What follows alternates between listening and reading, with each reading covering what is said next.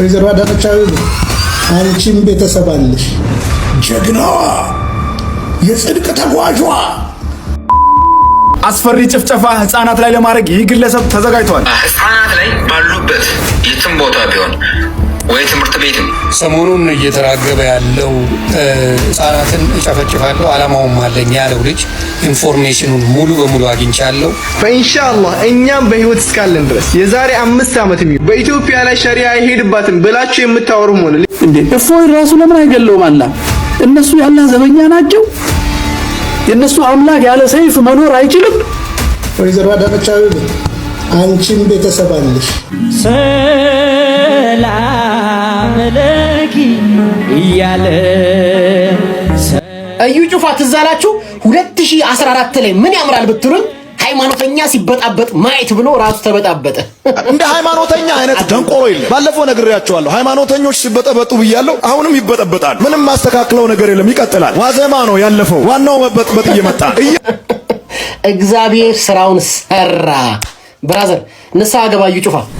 ሰላም የተወደዳችሁ የኬፋ ቲቪ ቤተሰቦች ሁላችሁም በያላችሁበት እንደምን ቆያችሁ? ቸሩ መድኃኔዓለም የተመሰገነ ይሁን። ደህና ነኝ። በአዲስ መረጃ ተመልሼ መጣሁኝ። ለማንኛውም በዛሬው ቆይታችን እንግዲህ የድሮ ፓስተር ቢኒያም የአሁኑ ደግሞ ፍቅረ ኢየሱስ ስለ ከንቲባዋ ስለ አዳነች አቤቤ ያወጣው ነገር አለ። ብዙዎቻችሁ የተመለከታችሁት አይመስለኝም። በዛሬው ቆይታችን የማሳያችሁ ነው የሚሆነው። አንቺም ቤተሰብ አለሽ፣ የደበቅሽው ነገር ግልጽ ነው ይታወቃል ሲል እንግዲህ ያወጣው መረጃ አለ። ለማንኛውም በዛሬው ቆይታችን የማስመለከታችሁ ነው የሚሆነው። እንዲሁም ደግሞ ሰሞኑን አነጋጋሪ የነበረው አንድ ግለሰብ ወጥቶ እንግዲህ በሚዲያ ላይ ህፃናቶችን ባገኙት አጋጣሚ ለመጨፍጨፍ ሙከራ እያደረኩኝ ነው እቃው ስለሌለ ነው ሲል ያስተላለፈው ነገር አለ።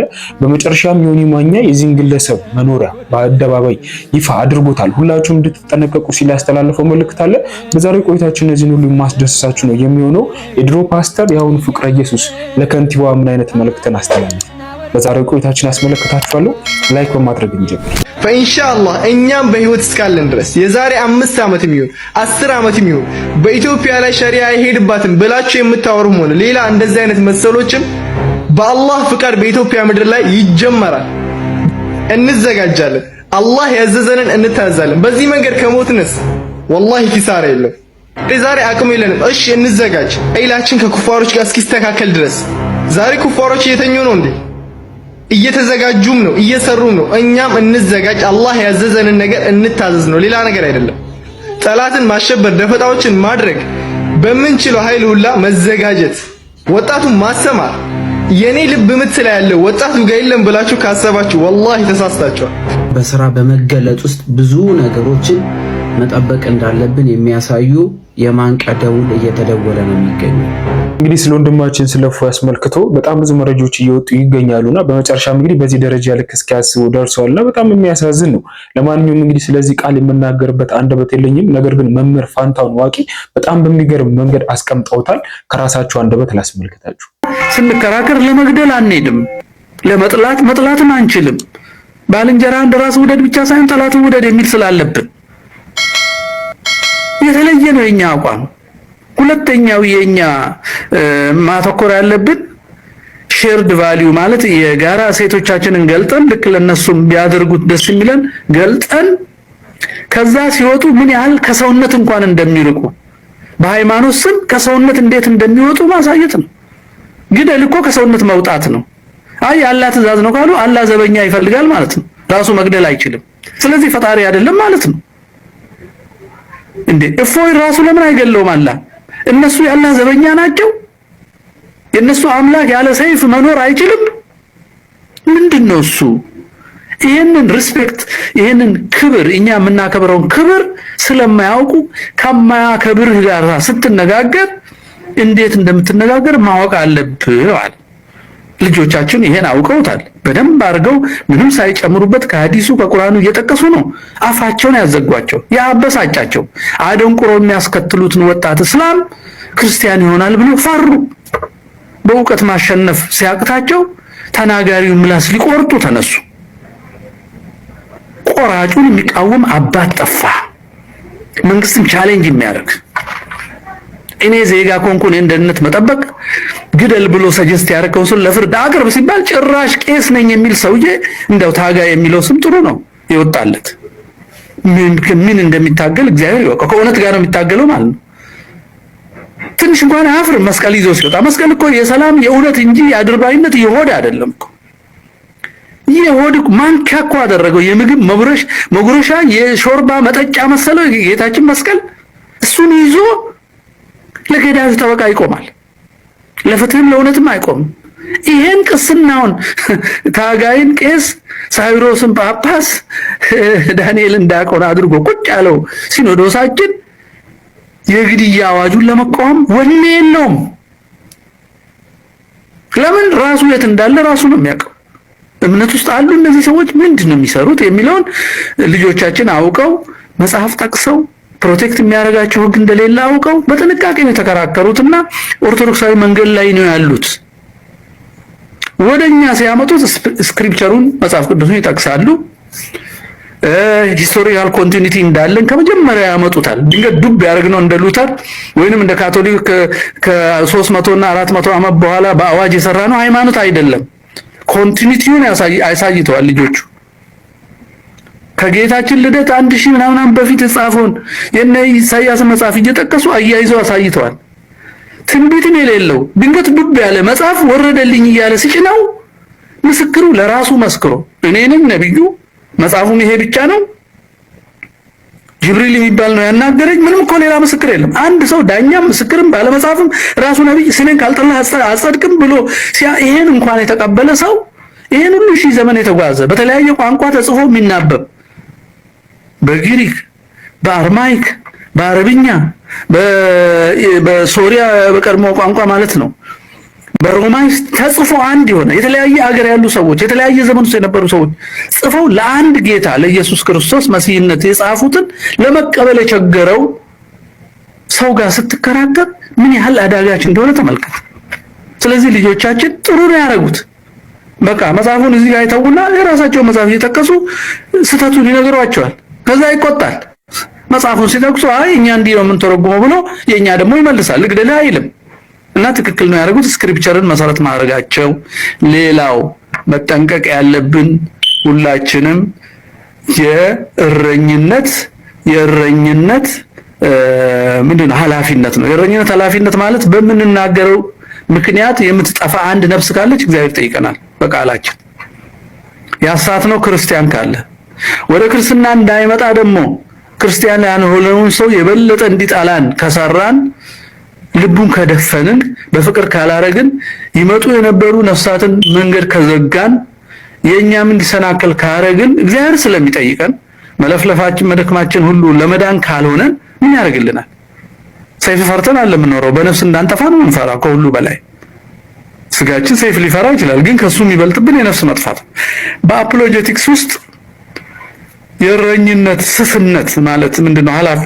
ኃላፊነት ማንም ላለማሰናከላችን መጠንቀቅ አለብን። ከእውነት ከክርስቶስ ሰውን ላለማሰናከላችን ከሌላው አይደለም። እሱ ብቻ ነው ህይወት፣ እሱ ብቻ ነው መንገድ ብለን ስለምናምን ከክርስቶስ የሚያርቅ ምንም ነገር ላለመናገራችን መጠንቀቅ አለብን። ልጆቻችን ይሄን አድርገዋል። አንዳንድ ቦታ ተቆጥተው የሚገልጹት ከሐዲሱና ከቁርአኑ ውጪ ያንተ ነብይ እንደዚህ ነው ብለው ከሆነም እሱም መልሰው በማየት በርግጥ ከመጽሐፉ ውጪ ያለውን አላሉም፣ ግን የሚሉበት ቶን የቁጣ የማዋረድ የማሳነስ እንዳይሆን ብቻ መጠንቀቅ፣ እውነቱን ግን ሁሌ መናገር።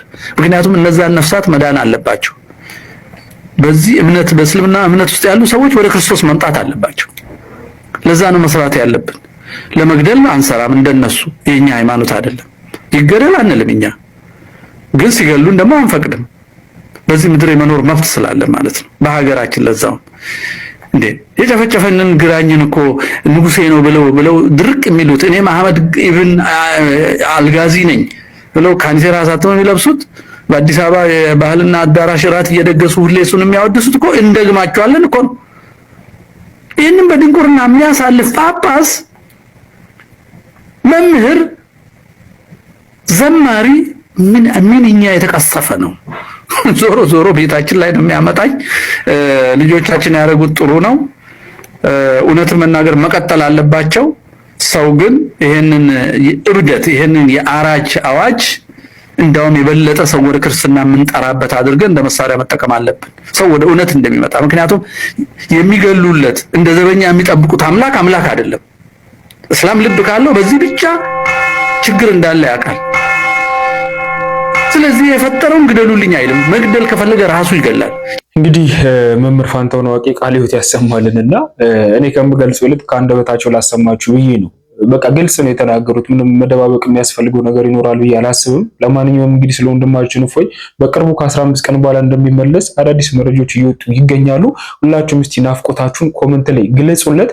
አሁን ማስመለከታችሁ ቪዲዮ እፎይንና እንዲሁም ደግሞ በእስልምና በክርስትና ሰሞኑን መከራከሪያ ርዕስ ሆኖ ነበረ። እኔ ክርስቲያን ነኝ ነገር ግን ወደ እስልምና ሄጅ ያለው ስትል የሐሰት መረጃ ስታቀብል የነበረች አንድ እህት ነበረች። እስቲ እሱ ቪዲዮ ላስመልክታችሁ። እንቺን ድራማ ተመልከቷትና እዛ ላይ ሐሳብ ሰጥበታለሁ። ቪዲዮ ነው ማነች ኤቭሪቲንግ like እኔ ማከብላቸው የሚሄድባቸው ቸርቾች ኤቭሪቲንግ ቦታ ላይ ጥያቄዎችን መጠየቅ ጀመርኩኝ። ስጠይቅ ሁሉ ጊዜ ላይክ በቃ ከዚህ በኋላ ይሄ ሚስጥር ነው ወይም ደግሞ ከዚህ በኋላ በቃ የለውም ወይም ደግሞ አልታተመም ወይም ደግሞ ይሄ ላይክ መጽሐፍ። እህታችን ሊንዳ ማስገረሟና ማሳቋን ቀጥላበታለች። እንግዲህ ሊንዳን ለማታውቋት ሰዎች በዚህ በቲክታክ ፕላትፎርም ላይ ትሰራ የነበረች የስም ኦርቶዶክስ የነበረች ነች። ኦርቶዶክስ ብቻ ሳይሆን የስም ኦርቶዶክስ የነበረች ነች። ያንን ያልኩበት ምክንያት ቪዲዮቿን ገብታችሁ ስታዩ አንድ ኦርቶዶክሳዊ ሊያደርገው የማይገቡ ነገሮችን ታደርግ የነበረች ነች። አሁን ላይ ወደ እስልምና ሄዳለች። ሰው ሃይማኖት የፈለገውን የመምረጥ መብቱ ነው። ነገር ግን በጣም ያሳቀኝ አንድ ድራማ አለች። እሱ ደግሞ አብዛኞቹ የሚጠቀሙት ድራማ ነው። ሊንዳ እንደሰማችኋት ምን አለች? እኔ ያደግኩት የነበረው በሰንበት ትምህርት ቤት ውስጥ ነው አለች። ከዛ በኋላ ግን ጥያቄ ነበረብኝ ስለ ኢየሱስ ክርስቶስና ስለ ድንግል ማርያም ምናምን አለች። አስቡት፣ ሰው በሰንበት ትምህርት ቤት ውስጥ አድጎ ስለ ኢየሱስ ክርስቶስና ስለ ድንግል ማርያም ሳያቅ እድሜውን ገፍቶ ከዛ መጨረሻ ላይ አሁን እሷ ባለችበት እድሜ ላይ ስደርስ እንዲው ጥያቄ ሲፈጥርባት ማለት ነው። ከዛ በጣም ያስገረመኝ ይሄ ብቻ እኮ አይደለም። እነዛን ጥያቄዎች ይዤ ቤተክርስቲያን ስጠይቃቸው ይሄ ነገር አይጠየቅም፣ ይሄ ነገር እንደዚህ አትበይ ብለው በቃ ሊመልሱልኝ አልቻሉም አላለችም። እንቺ ድራማ የእሷ ብቻ ድራማ አይደለችም። አብዛኞቹ ሲወጡ እንደዛ ነው። እኔ ምስካሪ አለሁ። ተወልጄ እስካሁን እስካለሁበት ኦርቶዶክስ ነኝ። ያሉብኝን ጥያቄዎች በጠቅላላ ሲኖሩ ወደ አባቶች ይዤ እሄዳለሁ፣ ወደ ሊቃውንቱ። እነሱ ይመልሱልኛል። አንድ ቀንም ይሄ በቤተክርስቲያን በፍጹም አይጠየቅም የሚባል ነገር የለም። ሁሉንም ነው እንደው ቤተክርስቲያን የምትመልሰው። ለዛ ነው ስንዱም መቤት የምትባለው። ነገር ግን ሰው ያመነበትን ነገር አይ ይሄ ያድነኛል ብሎ ከወጣ ያ መብቱ ነው። በራሱ ነፍስ የሚወስነው ራሱ ነው። ከክርስቶስ መለየት ከፈለገ ያ መብቱ ነው። ነገር ግን ሲወጣ ግን በእውነተኛ ነገር ላይ ሆኖ መሆን አለበት። የስም ኦርቶዶክስ ነበርኩ፣ ነገር ግን ቤተክርስቲያኗን ሳላቅ አሁን ላይ ያኛውን መርጬ ሄጃለሁ፣ ይሄ መብቷ ነው። ነገር ግን በማታውቀው ነገር ውስጥ ገብታ እንደው ቤተክርስቲያኗ ጥያቄ ማትመልስና እንደው አባቶች ጥያቄ ሲጠየቁ እምቢ የሚሉ በማስመሰል የሄድሽበት ርቀት የተለመደሽ ድራማ ነው። ስለዚህ ባካችሁ ኦርቶዶክስ እስካላችሁ ድረስ በደንብ ቤተክርስቲያኗን ለማወቅ ሞክሩ። ነገር ግን ከኦርቶዶክስ ቤተክርስቲያን ግን ስትወጡ ስለሄዳችሁበት ወይም ደግሞ ድኜበታሉ ስላላችሁት እምነት ብቻ አውሩ። ከዛ ውጭ ግን ያልነበራችሁበትን ያልተማራችሁትን ነገር ያልጠየቃችሁትን ነገር እዚህ ጋር መታችሁ ድራማ ስትሰሩ ግን እንቺ ድራማ የተበላባት ሙድ ስለሆነች መጨረሻው ትዝብት ላይ ትወድቃላችሁ። ስለዚህ ሊንዳ እህቴ ሲጀመርም የስም ኦርቶዶክስ እንጂ የተግባር ኦርቶዶክስ አልነበርሽም። የጠቀሽውም ነገር ሐሰት ነው። ወገኖች ግን አልገረማችሁም? ግን በብርቱካን ላይ የደረሰው መከራ አልቅሰን ሳናበቃ ደግሞ ከደፋሪዎች ደፍረዋት በብረት ሲጨቀጭቋት ከነበሩት በላይ ማስረጃ ታምጣ ብሎ የሚጠይቁት ሰዎች ግን አይደንቋችሁ? ከፖለቲካ አንግል ብሎ ትንታኔ የሚሰጡት ሰዎች አይገርሟችሁ? ላለው ለሥርዓተ መንግስቱ አስጊ ስለሆነ ከዩቲዩብ ይውረድ ያሉ ሰዎች አይደንቋችሁም? ግን ምን ያህል የጭካኔ እጅ ላይ ወድቀን እንዳለን ኢትዮጵያኖች እንደ ሰው ነው የምነግራችሁ። ሬሳን በብሔር ከፍላችሁ የምትተነትኑ ሰዎችን አይደለም ያወራለሁት። እንደ ሰው ግን ስታስቡት ግን አይደንቃችሁም? ግን እናንተ ገዢዎቹ ትእዛዝ የምትሰጡት ጉዳይ የሚፈጸምላችሁ ሰዎች ሴት ልጅ አለቻችሁ፣ ከቤት ልጅ አላችሁ። ሚስታችሁን አይኗ እንዴት ነው የምታዩት? የልጃችሁን አይን ሴቷን እንዴት ነው የምታዩት? እንዴት ያለ ጭካኔ ነው ጎበዝ! ከዚህ በላይ እኮ በየቀኑ ይደረጋል። ግን ይህን ለምልክት የእናንተ መቃብር ላይ የሚጻፈውን እግዚአብሔር አምላክ ለምልክት አመቶችን ብርቱካን እናናገራት ራሷን ገልጻ ተሰብስበው ደፈሩ ይብላ ራሷን እኔ አሮን ነው እንዴት ብዬ ነው የምናገረው? በእናትህ ይህን እንኳን ማገናዘብ የማይችል ህሊና እኮ ነው ሀገሪቱን ተረክቧት ያለ። እግዚኦ ከማለት ውጭ ምን ይባላል? እንዲሁ ምንድናችሁ ግን? አሁን እናንተ ከሴት ማህፀን እንደው ከሴት ነው የተገኛችሁት? ብርቱካን 1 ዓመት ከ6 ወር ጫካ ውስጥ ወጣ ይህን አክቲንግ ስትለማመድ ነበር ማለት ነው። ኢቢኤስ ካሜራ ደቅኖ አክሽን ከት ሲላት ነበር ማለት ነው። የታቀፈችው ልጅም አንዱ የፊልሙ አካል ነው ማለት ነው። እግዚኦ በጣም ማምላክን እኔ በጣም የደነቀኝ ማለት ነው። ደፋሪዎቹ ኦልሬዲ የዲያብሎስ የግብር ልጆች ናቸው። በሱፍ ተቀምጠው ግን ትንታኔ የሚሰጡ ሰዎች ማስረጃ ያምጣ እስከ ዩኒቨርሲቲው ድረስ የኛ ተማሪ አይደለችም ብሎ መግለጫ ያወጣው ሰውዬ እግዚኦ። እኔ ግን ምን ልል እችላለሁ? የራሔልን እንባ የሰማ አምላክ እርሱ መልስ ይስጥበት። አቤት ጭካኔ! አቤት እናንተ ገዢዎች! እቺ የምትናገር አንደበት ዝም ትላለች። አቤት እቺ የሐሰት ምስክርነት ዝም ትላለች። በዳኛው ፊት ምን ልትመልሱ ይሆን? አቤት ከጥጋችሁ ከወንበሩ የነበረው ሰው የለም፣ እናንተም ነገር ትሞቱ ነው። አቤት እግዚኦ! እኔ ግን ስተኛም ትመጣብኛለች፣ ዝም ብዬ አይኔ እያየም በርቶ ምናምን ቀን ላይ ትመጣብኛለች። እኔ አሮን ነው።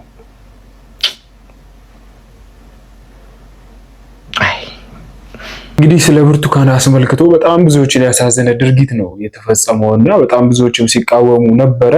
እንደ ብሔር እንደ ሃይማኖት እንኳን አይደለም የነገር ሲመለከት የነበረውና እንደ ሰዋዊነት ነው። ሰው የሆነ ሁሉ ስለ ብርቱካን እንግዲህ ግድ ሊለው ይገባ ነበርና ብቻ በጣም የሚያሳዝን ድርጊት ነው የተፈጸመው።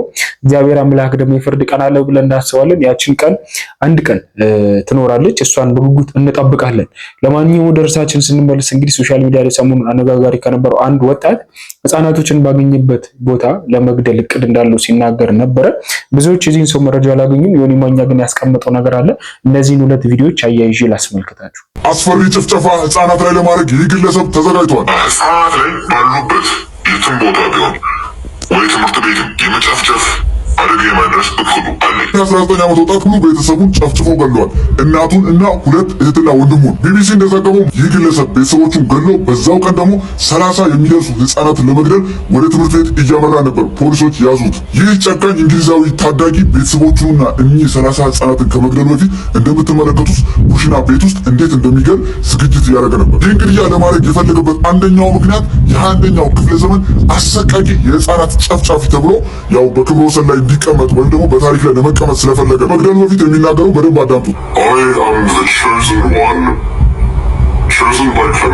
እዚህ ጭፍጨፋ እቅድ የወሰደው ከልብ ወለድ ወይም ደግሞ ከቪዲዮ ጌም ከዎኪንግ ዴድ ከሚባለው ከዛ ጌም ጋር ሱስ ስለያዘውና ያን ታሪክ አፕላይ ወይም ደግሞ ተግባራዊ ለማድረግ ነው። ዛሬ ዓመት በ2024 እንግሊዝ የፈጸመውን ይህን ወንጀል አሁን በ25 ፍርድ ቤት ቀርቦ 49 ዓመት ጽኑ እስራት ይጠብቀዋል ተብሏል። እናም ይህ ግለሰብ አሰቃቂ ጭፍጨፋ እንደዛ ልጅ ከማድረግ በፊት ቀድመን በፖሊስ ልናስይዘው እና ደግሞ የስነ ልቦና ሕክምና ልናደርግለት ይገባል። ሁላችሁም ይህን ቪዲዮ ሪፖስት፣ ሼር በማድረግ ልጆቻችን ከሞት እንታደግ። ይህ ግለሰብ በድሮ የቲክቶክ አካውንቱ ላይ ማህበረ እርኩሳን ብሎ የተለያዩ የጥንቆላና አስቀያሚ ነገሮች ይለቅ ነበር።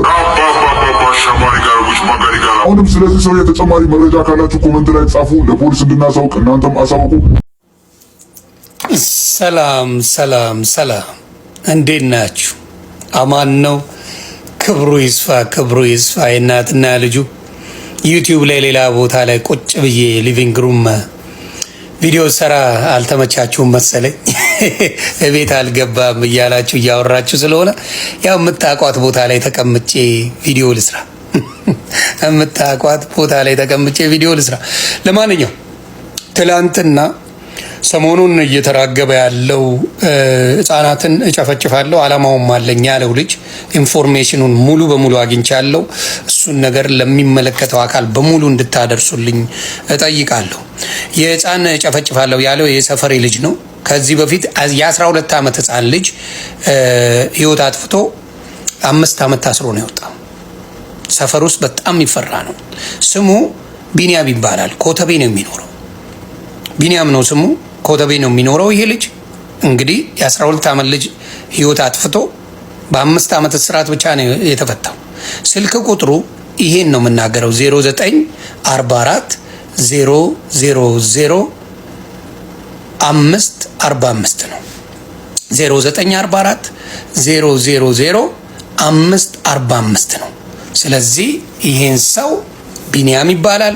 እያንዳንዱ ኢትዮጵያውያን ይሄን ልጅ ከዚህ በፊትም ህይወት አጥፍቶ 5 ዓመት የታሰረ ነው። 5 ዓመት ታስሮ ብቻ ነው የወጣው። ጥንቃቄ አድርጋችሁ አጠፋዋለሁ። ሰፈር ውስጥ በጣም ነው የሚፈራው፣ እየተነጋሩ ነው።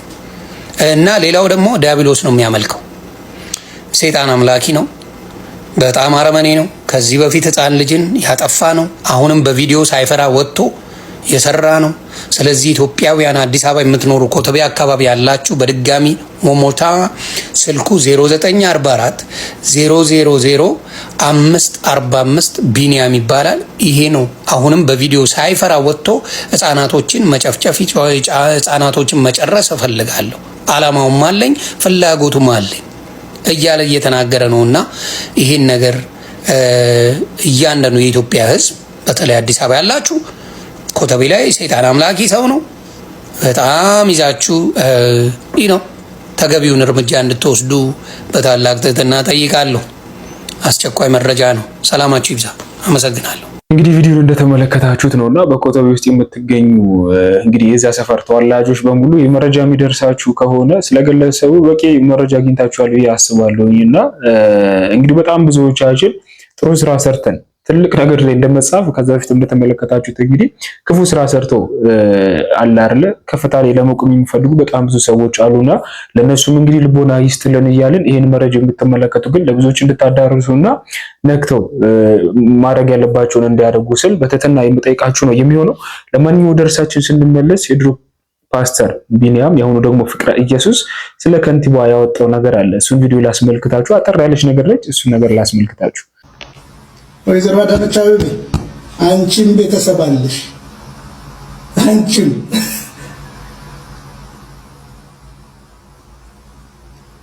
ጣይቱ ጀግናዋ፣ የጽድቅ ተጓዧ ጀግናዋ እንዴ ናዝሬት ላይ እኮ አሳሰርሽው እኮ የተባለው ሰውዬ እኮ ኦቨር ጉቦ አልከፍልም ብሎ ነው። ኦቨር ጉቦ ጠየቅሽው፣ ኦቨር ጉቦ አልከፍልም ብሎ ያሳሰርሽው። እኔ እኮ አውቃለሁ በነገራችን ላይ ምንም ውሸት የለውም እኮ። በመጨረሻም እንግዲህ ቪዲዮን እንደተመለከታችሁት ነው ፓስተር ቢኒያም ወይም ደግሞ ያሁኑ ፍቅረ ኢየሱስ ልክ ወደ ቅዱስ ቤተክርስቲያናችን ከመጣ በኋላ በጣም ብዙ መረጃዎች ሲወጣ ነበርና ከዚህ አንፃር እንግዲህ በቤተክርስቲያን ላይ ከዚህ በፊት በጣም ብዙ ይመስለኛል ከመቶ ፓስተሮች በላይ እንግዲህ ወደ ቤተ መንግስቱ ተጠርተው እጅግ ቤተክርስቲያን ማየት እንደማይፈልጉ ጠቅላይ ሚኒስትሩ እንደተናገሩ በግልጽ በአደባባይ ሲናገሩ የነበረው ነውና ለማንኛውም እንግዲህ ፍቅረ ኢየሱስ በጣም ብዙ መረጃዎችን ይወጣ የሚገኘው ልክ ወደ ቤተክርስቲያናችን ከመጣ በኋላ በተለይ ኦርቶዶክስ ተዋህዶ ልጆች ላይ ብቻ ሳይሆን ቤተክርስቲያኑ የራሱ የታቀደውን ነገር በአደባባይ እንግዲህ በድፍረት ሲናገር ነበረ። ለዚህ ይመስለኛል እንግዲህ ሀገር ውስጥ አይደለም ልክ እንደ መምህር ምረጣ ውጭ ሀገር ነው የሚገኘው ዱባይ ይመስለኛልና ለማንኛውም እንግዲህ ስለ እውነት የሚቆሙ መምህራኖችን በሙሉ እግዚአብሔር አምላክ ያብዛልን ከማለት ውጭ የምናገረው ነገር የለም። ዋናው ርዕሳችን እንግዲህ የዛን ወጣት ግለሰብ የምታውቁ ካላችሁ አሁን ቢሆን እርምጃ ወሰዱ ከማለት ውጭ የምናገረው ነገር የለም። ይህንን ቲቪ ያያችሁ ሰብስክራይብ ማታደርጉ በተለይ ክርስቲያን ሆናችሁ ያስተሳዝበናልና ሁላችሁም ሰብስክራይብ አድርጉ፣ የደወል ምልክቷን ተጫኑ፣ ኦል የምትለዋን አብሯት። አዳዲስ መረጃዎችን በየጊዜው ማቀርብላችሁ ነው የሚሆነው። በቀጣዩ አዲስ መረጃዎች እስከማገኛችሁ ቸር ነው። የገብርኤል ድምፅ ተሰማ የመላኩ ድምፅ ተሰማ